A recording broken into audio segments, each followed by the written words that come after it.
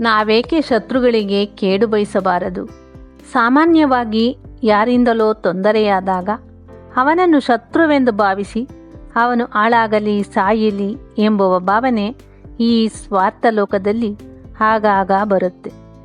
ಶತ್ರುವಿಗೆ ಶಪಿಸುತ್ತಾ ಶಾಪದ ಕರ್ಮವನ್ನು ಹೊತ್ತು ಪಾಪದ ಕೂಪದಲ್ಲಿ ಬೀಳುತ್ತೀವಿ. ಆದರೆ ಶತ್ರು ಚೆನ್ನಾಗೇ ಇರುತ್ತಾನೆ. ಕಾರಣ ಅದು ನಮ್ಮ ಮನಸ್ಥಿತಿಯ ಪರೀಕ್ಷೆಯೂ ಕೂಡ ಆಗಿರುತ್ತದೆ. ನಾವು ಶತ್ರುವೆಂದು ತಿಳಿದವನು ಇನ್ಯಾರಿಗೋ ಮಿತ್ರನಾಗಿರುತ್ತಾನೆ. ಒಬ್ಬಳು ತಾಯಿಗೆ ಪ್ರೀತಿಯ ಮಗನಾಗಿರುತ್ತಾನೆ. ಒಬ್ಬಳು ಹೆಣ್ಣಿಗೆ ಪ್ರೀತಿಯ ಗಂಡನಾಗಿರುತ್ತಾನೆ. ಒಬ್ಬ ಮಗನಿಗೆ ಪ್ರೀತಿಯ ತಂದೆಯಾಗಿರುತ್ತಾನೆ.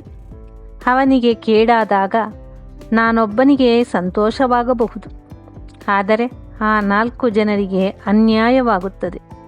ವಿಶ್ವವು ಅದನ್ನು ಗಮನಿಸುತ್ತದೆ. ಹಾಗಾಗಿ ಶತ್ರುವನ್ನು ಪ್ರೀತಿಸುವ ಅವನ ಮನಸ್ಥಿತಿ ಅರ್ಥ ಮಾಡಿಕೊಂಡು ಬದಲಾಯಿಸಲು ಪ್ರಯತ್ನಿಸು. ಇದನ್ನೂ ವಿಶ್ವವು ಗಮನಿಸುತ್ತಾ ಇರುತ್ತದೆ. ಶತ್ರು ಅಂತ ನೀನು ಚೂರಿ ಹಾಕಿಬಿಟ್ಟರೆ, ಅವನು ನರಳುತ್ತಾ ಆಸ್ಪತ್ರೆ ಸೇರಿದರೆ ಅಲ್ಲಿ ಚಿಕಿತ್ಸೆ ಕೊಡುವ ವೈದ್ಯನಿಗೆ ಶತ್ರುತ್ವ ಕಾಣಲ್ಲ. ಅವನು ನಿನಗೆ ತೊಂದರೆ ಮಾಡಿರೋದು ಕಾಣಲ್ಲ. ಆ ವೈದ್ಯನಿಗೆ ಕಾಣೋದು ಬರೀ ಚೂರಿ ಹಾಕಿಸಿಕೊಂಡವನ ನೋವು ಮತ್ತು ಯಾತನೆ. ಅವನು ಅವನನ್ನು ರಕ್ಷಿಸಲು ಪ್ರಯತ್ನಿಸುತ್ತಾನೆ. ಹಾಗಾಗಿ ಶತ್ರುತ್ವಕ್ಕಿಂತ ಪ್ರೀತಿಗೆ ಹೆಚ್ಚಿನ ಬೆಲೆಯಿದೆ.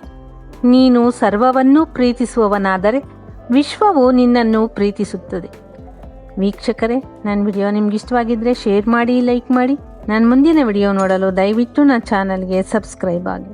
ಮತ್ತೆ ಭೇಟಿಯಾಗೋಣ. ಧನ್ಯವಾದಗಳು.